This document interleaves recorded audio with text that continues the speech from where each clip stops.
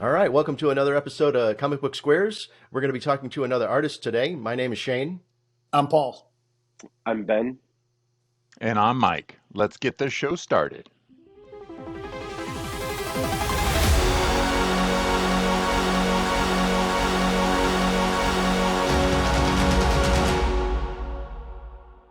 All right, well, thanks for coming on the show, AJ. Why don't you do us a favor and just tell us a little bit about yourself? Yeah, thank you for having me. I'm AJ O'Mason. I'm a writer and letterer. And I've been doing comics for, I think, more than 4 years now, professionally or seriously. And I had two crowdfunding campaigns that were successful. One is a one-shot and one is a part of a mini-series that we're planning on running for 4 issues. And a part of that, I'm also working on a graphic novel trilogy with IDW. It's called Kloud, and the first book is going to come out in a very, very long time, somewhere in September 2024, something like that. That's pretty much about me. Nice. Excellent. So what got you into comics? So what got me into comics? Just when I was 16, I actually started later than everybody else, because I know that sometimes I would listen to podcasts like these, and I would always hear a creator saying like, "Oh yeah, I've been to I was a fan of comics ever since I was born, basically, or ever since I can remember myself." And I got into comics when I was 16, so I always felt, I don't know, like I got in the game late. But yeah, so I kind of fell in love with comics. Started reading them because I was a huge fan of the Batman films, actually. After The Dark Knight, I was like, oh wow, there's like actually 1,000 more Batman stories that I can read and I'm not gonna get enough of. Let's do it. And then I just started from there, and I fell in love with it. And yeah, until like when I was 21, now I'm 25. When I was 21, I decided, you know what, I'm gonna take this a little more seriously and try to write some. And yeah, now I'm here, I guess. That's fantastic. I mean, I know you said you got started late at 16. I think you got started pretty early, in my opinion. I think that's awesome to know what you love that early in life is a real lucky to have that happen to you. So yeah, congratulations on that. Thank you. Thank you. Yeah, and the success of having to working with IDW. I mean, that's huge. Kudos to you for making it this. I mean, to me, that's you're reaching the top level at that point. Yeah. It's honestly, I'm grateful for everyone that made me come this far. Without my co-creator and the artist, Dominic Bustamante, is from Canada, and he's one of my best friends. And we met actually on Reddit. On I don't know if you're familiar. There's like a subreddit called Comic Book Collabs, and it just looked for a writer there, and I was writing comics for 2 years at that time, and I was like, you know what, like I like he actually came up with the idea for the graphic novel. It wasn't a graphic novel trilogy initially. It actually was more of a web comic, and then we just started talking about the series and what it could be and everything. And honestly, it's all thanks to him when it comes to Kloud 9, because without him, I wouldn't be here right now. And it's all also thanks to the comics community on Twitter. That's huge. Yeah, I'm really here just standing because of all those great people that I actually met mostly online. I know we talked about it before recording, but mostly online that I met them. And honestly, thanks to them, I'm here right now. Yeah, that's awesome. Like we were talking, we had a little bit of a discussion before we started recording, talking about just how the internet is for as many bad things as the internet brings forward to the world, it's amazing the things that the great things that it brings, and connecting people from all different parts of the world together to allow them to create art together. That's definitely one of the most amazing things. So yeah, I agree with you 100%. Yeah, for sure. Hey, AJ, one thing I wanted to ask you, you talk about getting into comics late, and, you're still a young guy, but you actually have a pretty good body of work started already. I know you forwarded some stuff out, and we were looking like the Headcases warmest winters, for better or worse. I got to ask you, the for better or for worse kind of cracked me up. I thought, I didn't know how old you were really, and now that I know how young you are, I was going to say, how did you describe marriage so well? It just came out of me. I don't know. Maybe I'm ready. I don't know. I was going to say, I was reading it, and I got through it, and I was like, this guy must have been married like 30 years like me, but apparently not. No, Nope. No, that was good stuff. I mean, so let me ask you, so for a work like that, for instance, did you have a collaborator first? Did you do a little artwork yourself? Like, obviously, you wrote the story, but did you already have an idea what you wanted it to look like, or did you collaborate with somebody, or how to, kind of share with us how that project came out? Yeah. So for better or worse, actually, it's the same guy, same collaborator, Dominic Bustamante. We were at that time already kind of friends. We were working on Cloud9, and then there was like a challenge in Webtoons, or Webtoon. I don't know how to say it exactly, but they did like a challenge that they basically told everyone to put out like a short comic, like at least three chapters.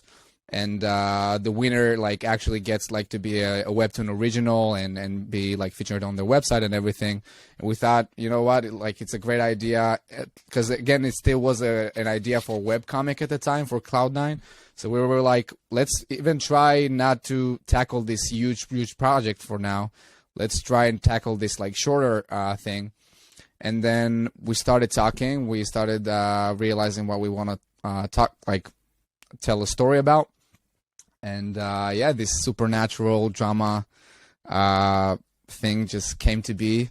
And I'm actually very, very proud of it. It's one of the works that I'm always like pushing forward on Twitter everywhere I can, just because I'm really fond of it. And again, thanks to the amazing artists that I've worked with on this.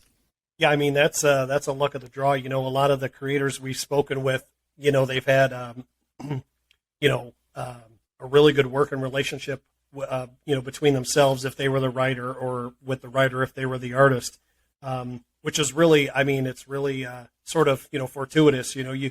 Especially if you're a writer, you may know what it looks like in your head, but until somebody actually puts pen to paper and creates it, you don't really know if you're gonna, if it's gonna look like the vision that you had, or you're gonna be able to have that collaboration to get it to where it's something that you really, really wanted to see. So the fact that you're, really proud of it, I mean, it's a really great story. I really enjoyed it. Of course, it's a really quick read, all three portions. So, that's, and it has momentum, it moves. And so obviously, you being proud of it, I think you're well placed in that, because I think it's a pretty good work of art. Something like that is, obviously it wouldn't belong maybe with the big two, as we call it, Marvel, DC, but, with IDW or any of the other newer comic book publishers that have come up in the last, maybe 4 or 5 years, Vault and some of the others, Aftershock, I could see a story like that, residing with one of those publishers. So really great job on it. Thank you. Yeah, and what you said about collaborations and the vision that I had and the vision that actually came to be, that's always like the job of a comic book writer, is like to write what you have in your vision and then realize that it's never going to be the same, and you're going to have to be fine with it, because it's not the same the way that the artist reads it in their heads, and the way that you like write it in your head is completely different, and that's good. I actually prefer it. And what you said about like Vault and everything, and thank you so much. I really appreciate it. Again, it's actually we thought about maybe expanding that universe a little bit, and maybe after Cloud9, if any publishers would be like, if you have another like maybe supernatural story, then we'd suggest that. But thank you again. Really appreciate it. I mean, like I said, there's a couple of independent publishers that we've spoken to.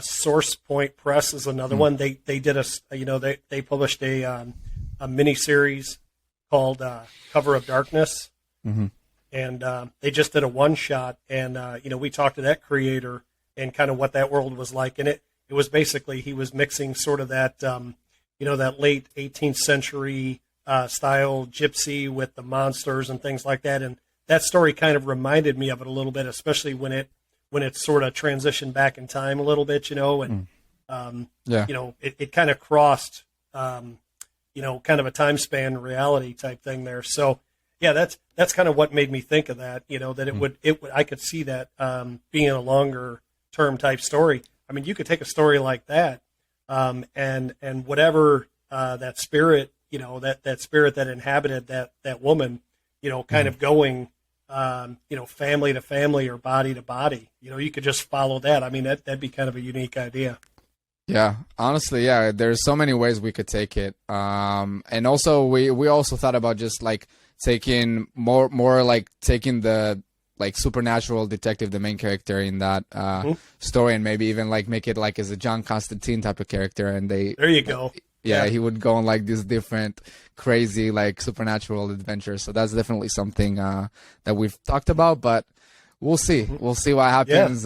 Because we also, one thing that I always like as a creator is to actually like create something out of nothing, sort of, like just creating characters without any backgrounds that are like similar to anything that I've tackled before or the collaborator that I'm working with. But yeah, definitely it's a... Yeah, actually, it's also a good idea what you suggested about the spirits and everything. It's Shane and I, we've been reading comics for a better part of 40 plus years, so we've seen a lot of different stories, and it's hard to be original. And so we always say that a little derivation is fine.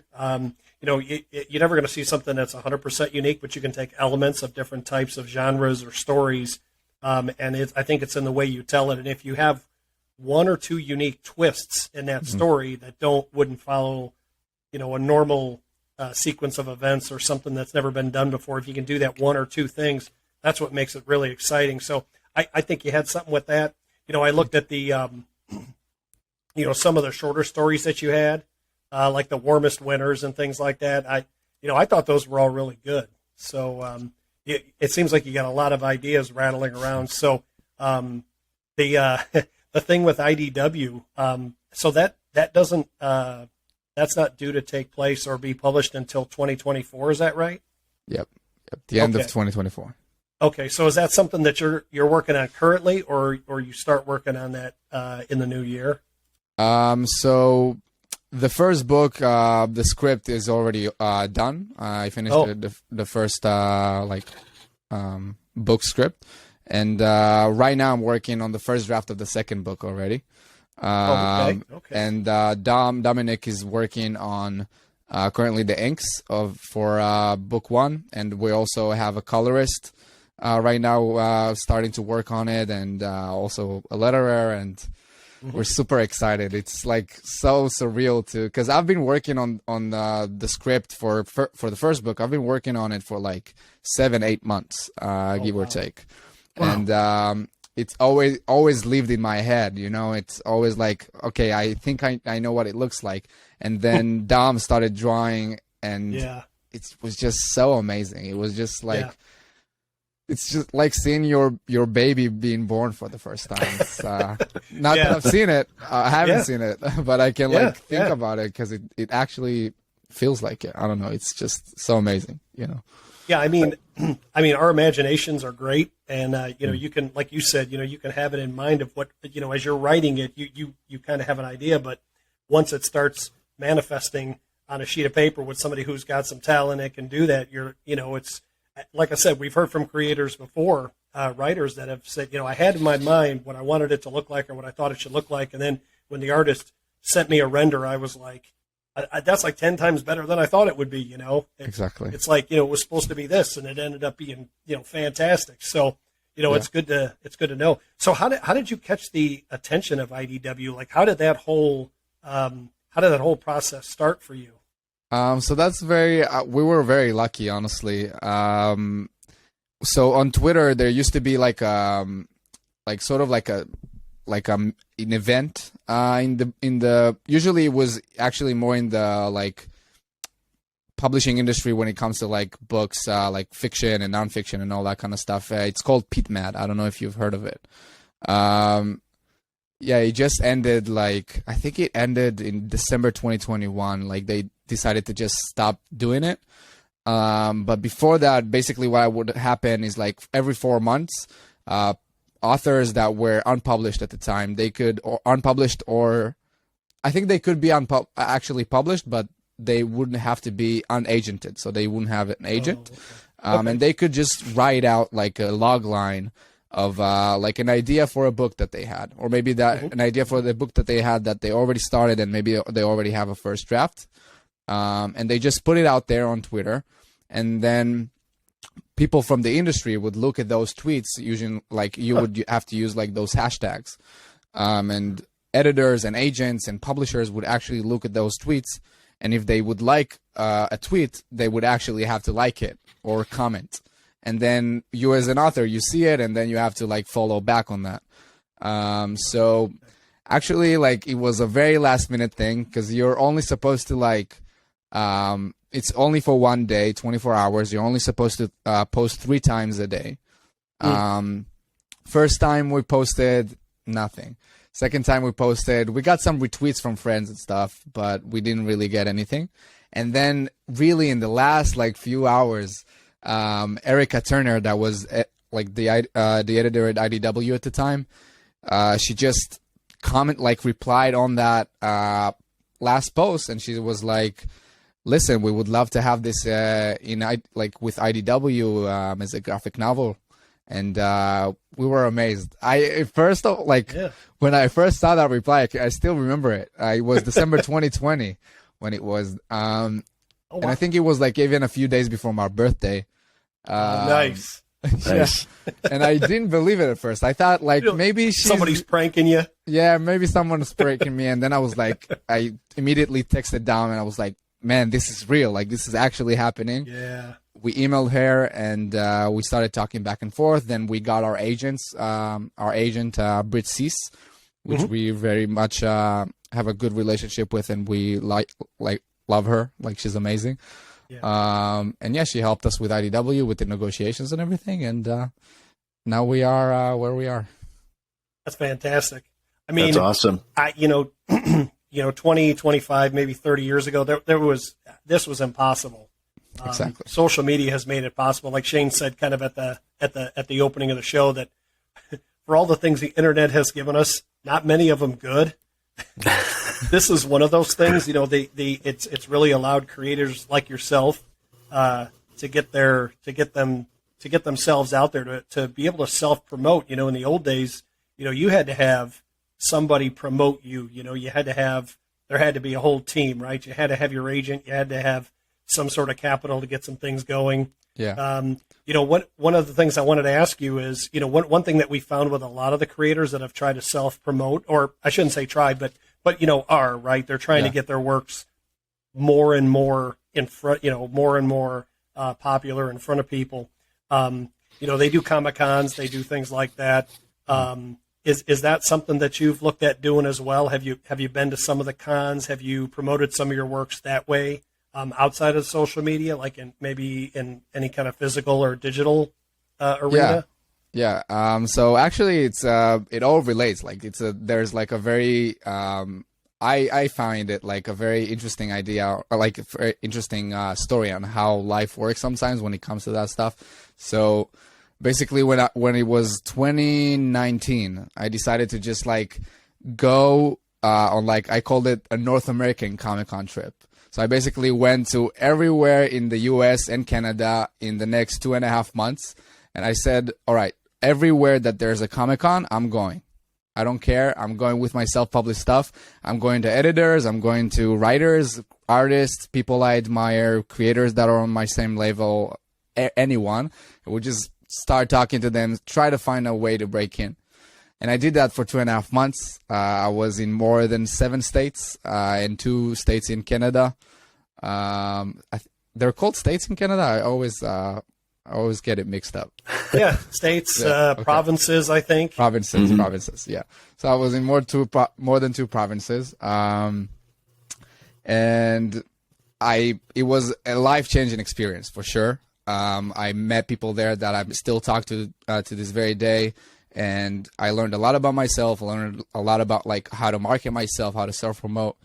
But in the end, I didn't get anything. Like I didn't break in, and I really just like went out there and just again still had a blast, but really nothing.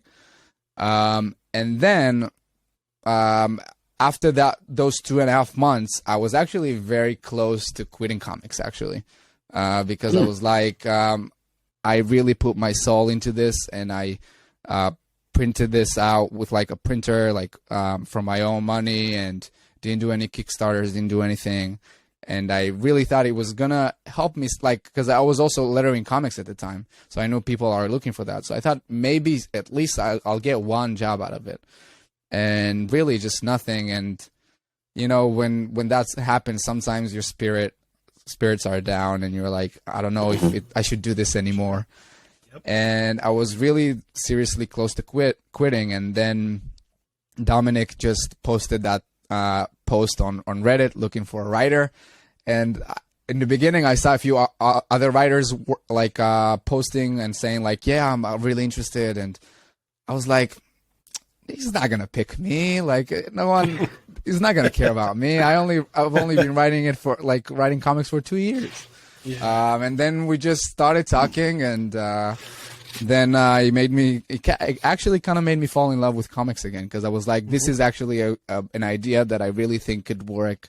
And at the time, I also saw that the rise of graphic novels for like young adults and middle grade kids. And I was like, this is an opportunity that we can actually try and achieve. And again, because of the internet, I think all of the work that I've done in comics has been through connections on social media. Nothing was on comic book conventions, even though I tried. And that is also to say to anyone listening, and if you want to create comics and you live somewhere that's like really far away, or you don't really have the means to actually travel a lot and carry all those books with you and all that, like it's really not that mandatory. Because when I first started out, I again heard a lot of creators, mostly creators that were got their success like really earlier. So like then it wasn't like any other option. You would just have to go out and do it. But now there are so many opportunities. So yeah, if anyone is listening, you can do it without comic book conventions, even though they're great. If you have a chance, please go to one. Yeah, you know, and I would say whatever works for you, because you know, we've heard that from other creators that, you know, they hit every con on the planet, and nobody looked at them, and then all of a sudden social media happened, and then we've heard it the other way, where folks have said, you know, I've communicated with people, we've tried to make plans, nothing worked. I ended up at a Comic-Con, ran into somebody who was walking around with a portfolio, and next thing you know, so yeah, I don't think there's a cookie cutter silver bullet approach. I think you have to just, you know, try everything, right? Just throw it against the wall, see what sticks. Absolutely. Well, I mean, the one thing I will say is, you know, reading through Headcases and I Promise and a few of your books, you know, one thing I can tell you is that you've got a real understanding of story. You know, even though you're, you know, in my opinion, still a young guy, sometimes it takes writers a long time to get to the point where they can introduce characters and in a very short period of time have them be engaging, and I care about them and want to see where the story goes, and then how to end that story on a kind of a gut punch a lot of times. Both, you know, I Promise and the first issue of Headcases, you know, you end it really strongly and introduce, you know, really interesting characters right off the bat. So, you know, finding your voice early on like that, you know, kudos to you. It's you know, rare to find that in a good writer. So congratulations. Oh my God, thank you so much. That really means a lot. Honestly, I still don't feel like I found my voice. So it's really great to hear people think that I already have like everything figured out, because I really don't. But thank you so much. I really appreciate it. No, listen, honestly. I mean, hey, the effort shows through, and that's Thank you. You know, as fans of comic books like Shane and I are, that go way back. I mean, we've seen an awful lot of writing, an awful lot of artwork, and we know what we like, and we know when we see something that's got effort and heart behind it. And we've read books over the years where they were just checking the box and trying to get it out in 30 days.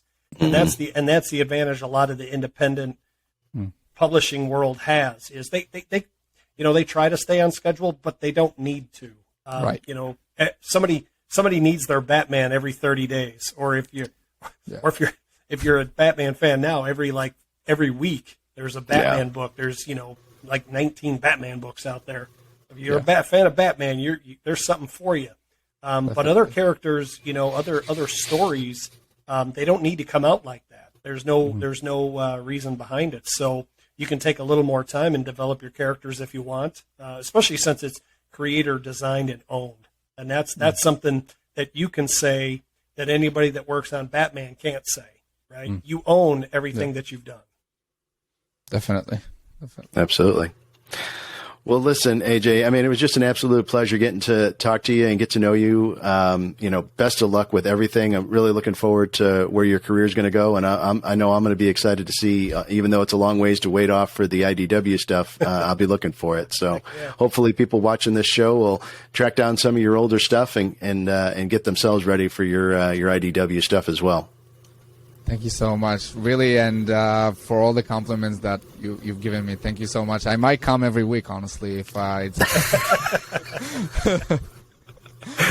Well, we'd be happy to have you. Yeah, but seriously, I would love to come anytime. Thank you so much. All right. Well, thanks so much. We appreciate it. All right.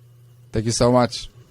All right. Well, that was just a pleasure getting to know AJ and hear about his work, and looking forward to all the future stuff he's going to have. So please hit that like, subscribe, and notification bell so we can keep bringing you content like this, and we'll see you on the next one.